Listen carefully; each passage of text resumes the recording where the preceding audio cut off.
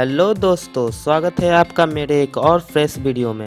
इस वीडियो में मैं आपको बताने वाला हूँ मार्वल के टॉप 10 कॉमिक्स के बारे में। और जो लोग मेरे चैनल पे पहली बार आए हैं वो मेरे चैनल को सब्सक्राइब कर दीजिए और बेल आइकन को भी दबा दीजिए, क्योंकि मैं आपके लिए ऐसे ही वीडियोज लाता रहता हूँ। तो चलिए जानते हैं कौन कौन से कॉमिक्स हैं इस लिस्ट में। Number 10, amazing fantasy issue 15। दोस्तों, ये कॉमिक बुक 10 अगस्त 1962 को रिलीज हुई थी और इसके राइटर्स थे स्टैनली और स्टीव डिट्को। स्पाइडरमैन को सबसे पहले इसी कॉमिक बुक में इंट्रोड्यूस किया गया था। इस कॉमिक बुक ने उस टाइम के सबसे ज्यादा बिकने वाली कॉमिक्स में अपनी जगह बनाई थी और इसी को देखते हुए कंपनी ने इसकी दूसरी सीरीज द अमेजिंग स्पाइडरमैन को लॉन्च कर दिया। स्टैनली ने हमें एक टीनेज बॉय की कहानी बताई, कैसे वो रेडियो एक्टिव स्पाइडर के काटने पे सुपर हीरो बन जाता है। और अगर आपको इसकी पूरी कहानी जाननी है तो आप 2002 में आई स्पाइडरमैन मूवी देख सकते हैं। ये मूवी इसी कॉमिक पे बेस्ड है। 16 दिसंबर 2017 को इस कॉमिक बुक के एक कॉपी ने जो ऑफ वाइट पेजेस की 9.2 रेटिंग की थी, कॉमिक लिंक पे करीब 3.28 लाख रुपए में बेचा गया। और क्या आप स्पाइडरमैन को पसंद करते हैं? बताइएगा नीचे जरूर comments. Number 9, Captain America the Winter Soldier. Ed Brubaker के द्वारा लिखी गई ये कॉमिक बुक 2005 में आई। बर्फ से बाहर निकलने के बाद कैप्टन अमेरिका अपने आप को आज की दुनिया के हिसाब से एडजस्ट कर रहे थे कि तभी उन्हें शील्ड से कॉल आता है कि किसी ने रेड स्कल को मार दिया है और जिसने उसे मारा है उसने कॉस्मिक क्यूब यानी टेसरेक्ट को चुरा लिया है। और इतना सुनते ही कैप शैरन कार्टर के साथ उसकी खोज में निकल जाते हैं और उन्हें ये पता चलता है कि फ्रांस कॉर्पोरेशन के सीईओ एलेक्जेंडर लुकिन के पास ही टेसरेक्ट है। और उन्हें ये भी पता चलता है कि कोल्ड वार का एक सैनिक विंटर सोल्जर भी जिंदा है। 2014 में आई film Captain America the Winter Soldier में इसी कहानी को बताया गया है और इस फिल्म के आने के बाद इस कॉमिक बुक को फिर से रीप्रिंट किया गया ताकि कॉमिक लवर इसके बारे में और अच्छी तरह से जान सके। Number 8, Marvels issue 1। ये कॉमिक बुक जनवरी 1994 में आई थी और इसके राइटर थे क्रूट बुइसेक। मैनहट्टन कभी कभी हमें पूरी दुनिया की तरह लगता था, लेकिन यह एक आइलैंड था और हमारे बीच की मार्वल्स बिल्कुल नहीं छुपी थी। आपको लगा होगा कि मैंने ये क्या बोला, ये लाइन्स मेरी नहीं है। इस कॉमिक बुक के मेन कैरेक्टर फिल सेल्डॉन की है। इस कॉमिक बुक ने बहुत से अवार्ड जीते और इसके साथ ही इसके राइटर्स कर्ट बुइसेक और एलेक्स रॉक्स के कैरियर की शुरुआत भी की। इस कॉमिक में ह्यूमन टॉर्च, नेमोर, डोरिस जैक्वेट और कैप्टन अमेरिका की भी भूमिका है। इस कॉमिक की कहानी एक फोटोग्राफर और रिपोर्टर की है जो हमें सुपर हीरो के बीच रह के उनकी हर एक गतिविधियाँ और हर एक जानकारियाँ देता है। Number 7, the infinity gauntlet. ये कॉमिक बुक मार्वल की पहली सीरियलाइज्ड 6 इशू वाली लिमिटेड कॉमिक बुक थी जो 1991 में आई थी और इसके राइटर थे जिम स्टारलिन। इस कहानी की शुरुआत होती है जब थैनोस सारे इन्फिनिटी जेम्स को हासिल करना चाहता है और उसे अपने गॉन्टलेट में अटैच करके यूनिवर्स की आधी आबादी को ख़त्म करना चाहता है ताकि वह मिस्ट्रेस डेथ की प्यार को जीत सके। और ऐसा करने से उसे एडम वॉरलैक और बचे सुपर हीरोज रोकते हैं और उनके बीच एक भयानक फाइट होती है और एंड में गॉन्टलेट एडम वॉरलैक के पास आ जाता है। फिर वह पावर्स का इस्तेमाल करके सब ठीक कर देता है। ये सीरीज उन दिनों की सबसे ज़्यादा बिकने वाली कॉमिक थी और इसके 2 सीक्वल्स भी मार्केट में आ गए थे। द इन्फिनिटी वार 1992 में आई और द इन्फिनिटी क्रूसेड 1993 में आई। Number 6, X-Men days of future past. इस कॉमिक बुक के राइटर थे क्रिस क्लैरमोंट और जॉन ब्राइनी और ये कॉमिक बुक 1981 में आई। 2014 में आई film X-Men days of future past की कहानी इसी कॉमिक बुक पे बेस्ड है।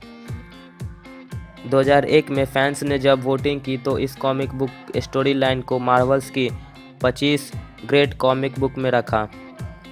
मूवी के अलावा इस स्टोरी लाइन पे टीवी शोज और गेम्स भी बनाई गई थी। साथ ही ये इतनी पॉपुलर थी कि इसकी मर्चेंडाइज भी बाजार में आ गई थी। रेचल समर्स ने अपने अडल्ट वर्जन के किटी पैराडाई, जिसे केट पैराडाई के नाम से भी जाना जाता है, उसे 1980 के टाइम में भेजा ताकि उन घटनाओं को रोका जा सके जो उनकी दुनिया तबाह कर रहे थे।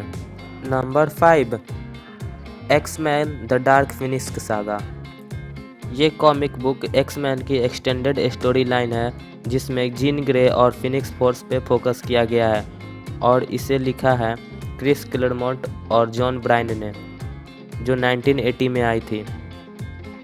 यह अमेरिकी सुपर हीरो कॉमिक्स में मोस्ट पॉपुलर और हेवी कहानी में से एक है।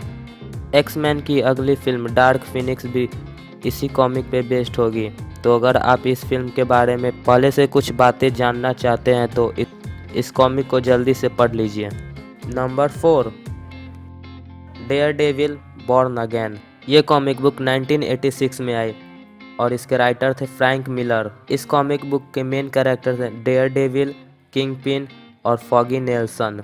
इस कहानी में डेयरडेविल के किंगपिन के हाथों पागलपन और विनाश के बारे में बताया गया है और साथ में यह भी कि कैसे वह नया जीवन बनाने के लिए संघर्ष करता है। 2001 की वोटिंग में इसे फैंस ने 11वें नंबर पर रखा था 100 ग्रेट्स कॉमिक बुक में।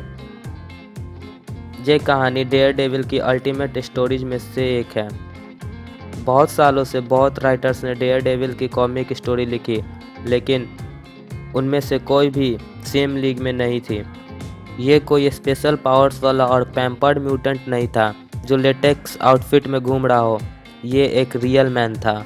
नंबर 3, ये कॉमिक बुक जिसे फियरफुल सिमेट्री के नाम से भी जाना जाता है, जे.एम. डेमेलिस और माइक जेक के द्वारा लिखी गई है, जो 1987 में पब्लिश हुई थी और इसमें Marvel comic character caravan the Hunter और स्पाइडरमैन की फाइनल फाइट को फीचर किया गया है। डेमेटिस ने बोला था कि स्पाइडरमैन के कैरेक्टर और लोग उसे कैसे देखते हैं इस कॉमिक से पता चल जाएगा, और हुआ भी कुछ ऐसा ही।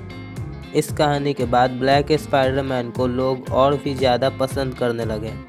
इस कहानी का मेन थीम ये था कि कैरवन स्पाइडी को मार के उसकी जगह लेना चाहता था और दिखाना चाहता था कि वो स्पाइडरमैन से अच्छा है, लेकिन वो स्पाइडरमैन नहीं बन सकता था। पीटर सिर्फ मास्क लगाकर स्पाइडरमैन नहीं बनता है या फिर रात को अंधेरे में गायब नहीं होता है। कोई फ़र्क नहीं पड़ता कि उसके पास कैसी कॉस्ट्यूम है या उसके पास कैसे पावर्स हैं।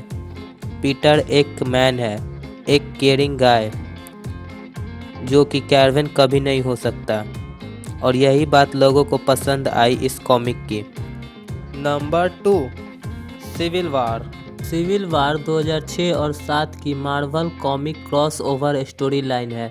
ये स्टोरी पिछले स्टोरी लाइन में हुए घटनाओं पे बेस्ड है, जैसे Avenger Disassemble, House of M और डिक्लेमेशन।